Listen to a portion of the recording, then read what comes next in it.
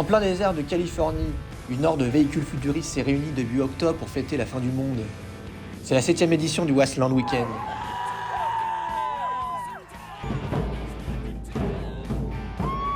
Un rassemblement sur le thème des films Mad Max. Au programme, reconstitution des scènes cultes des films, sorties dans le désert à 2 ou 4 roues, et concours de véhicules répliques des films. Le tout dans une ambiance hard rock, festive, et les costumes sont obligatoires. À 2000 km de là, dans le Montana, un curieux convoi de guerre se prépare.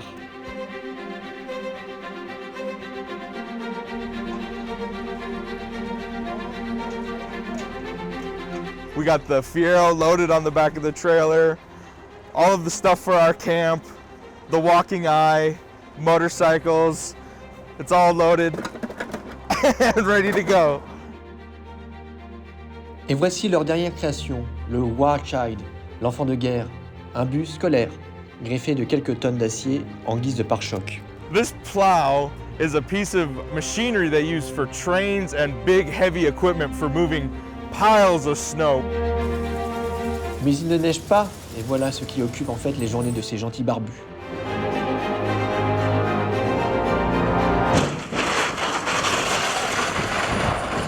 Et ils ne sont pas seuls. Comme eux, ce sont près de 5000 passionnés qui participent au Wasteland Weekend pendant 5 jours. Une ville de rouille et de tôle surgit, ainsi en plein milieu du désert.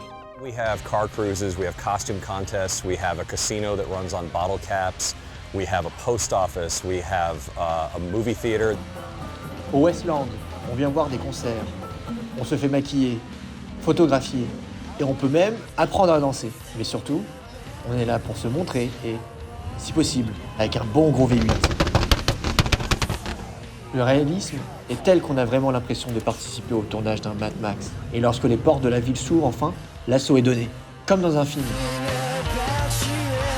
Alors même après 25 heures de route, Lee et ses amis sont au paradis, bien que les règles de sécurité semblent un peu strictes à leur goût. We haven't got the okay to smash cars at Wasteland Weekend yet.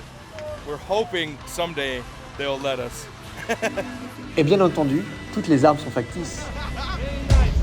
Mais pour passer aux choses sérieuses, il y a le concours de la meilleure réplique des véhicules issus de Mad Max. Une épreuve très attendue qui réunit une poignée de puristes et qui fait le bonheur des fans. Parmi les participants, il y a Mike Hume, ingénieur dans la vie et détenteur du V8 Interceptor, la voiture culte pilotée par Mel Gibson. This car is a 1974 Ford XB Falcon. It's an Australian car. Mike a fait appel à Mad Max Cars, des spécialistes de la création de répliques du film.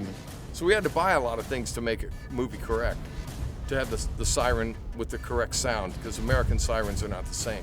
Son principal concurrent s'appelle Max. Ça ne s'invente pas. Lui est parti du châssis d'un simple pick-up pour construire de toutes pièces ce Lone Wolf, issu du deuxième film.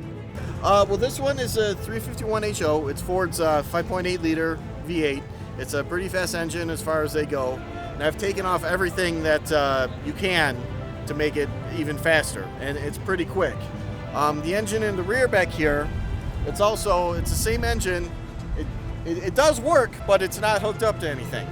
Pas facile de départager des véhicules, parfois mieux conçus que ceux des films eux-mêmes. Mais le verdict tombe. Contre toute attente, c'est ce petit buggy qui remporte finalement le prix de cette année. Mais pas de déception, car ici la compétition n'a pas d'importance. D'ailleurs, à l'autre bout du camp, le concours de la meilleure moto vient d'être annulé par les participants eux-mêmes, car le plaisir c'est avant tout de rouler en meute dans le désert. Lorsque le soleil se couche sur le camp, les rues se vident peu à peu. Les véhicules de toutes catégories sont alors appelés à se réunir à l'extérieur de la ville. Il y a des méchants, des Mad Max et des Mad Max en cage. C'est alors le début du grand exode. Une immense caravane se forme ainsi dans le désert pour fuir la ville sous le coup d'une menace fictive. Mais à Wasteland Weekend, la fiction, on ne connaît pas et on prend tout très au sérieux.